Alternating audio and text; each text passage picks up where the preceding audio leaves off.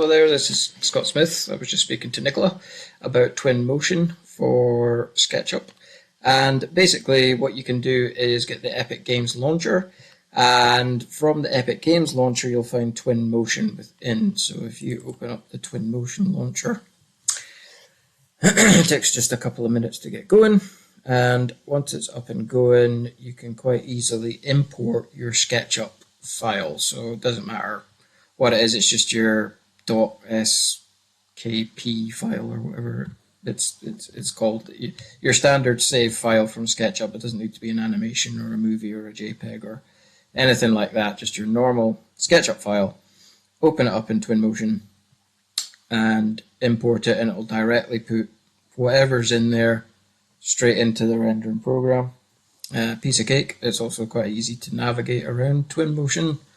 I'm not a Twinmotion salesman, don't worry. I am just literally wanting to show you what I was doing. So if you click New Scene, and once it's loaded up, you can go to File and you can go to Import. So if I import, a nice example is this rose border from SketchUp. So if I open that, hit Import, and what it'll do is it'll load it all in after a wee moment, and that includes everything. As you can see up here in the scenes tray, that'll include all of your files and grouping. So all of my plants will be in here, and people and backgrounds and all that. So you'll see here it says roseborder.skp. Can open that up, and I've got all my plants in there, which I can hide or see as I wish. You get this every time that you start the program, this stupid little ball thing, but you can get rid of that. And it's very easy to move around, it's quite fluid, there's no difficult controls, you can do it all from your mouse. So typical zoom in and out, up and down, as you wish. What's great with this is that you can go to media and you can add a photo.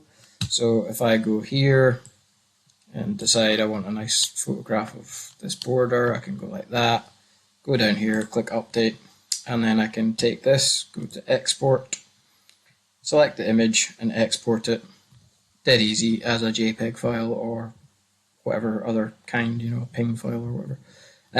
You can do the same with video. So with the video, you basically click go, and a video will just be made up of several different photos, and it will automatically render as it goes along. So it does the rendering for you, all the camera movements.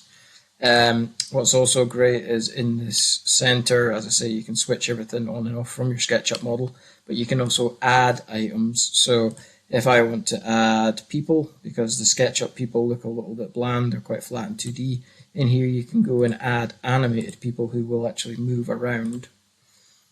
And you'll see there that they are having a little conversation, and you can move them up and down and rotate them and so on and so forth. So it just helps give you a little bit more realism. Now, I was saying to Nicola, the downside is that the face me option, like you get in SketchUp, doesn't work in this. So if I turn it that way, it vanishes. But from this side, I can see everything. So that's the major downside of this. But the upside is it's very easy to use, easy to navigate, easy to add photos and images.